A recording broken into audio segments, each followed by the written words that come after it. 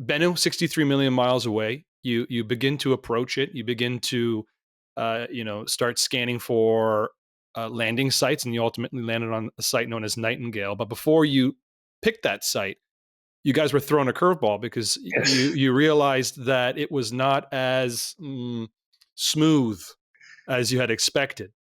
Yeah, right. So someone had failed to tell Bennu how it was supposed to be for us. Right, So if you looked at early artist conceptions of the whole sampling system, you'd see this animation of the spacecraft coming down, and a right, sampling a fixture would be pressed down against this sort of rounded beach of looking sand, nice and hmm smooth, and there'd be a little puff of dust, and then it would back up with our sample.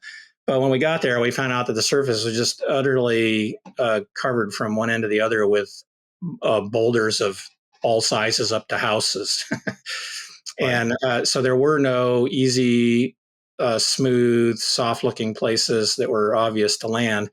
And we have a constraint on our sampler. The way it worked is we couldn't really grab and ingest stuff bigger than a couple centimeters in size. And so we needed a place that was predominantly covered by small rocks and dust, not yes, boulders.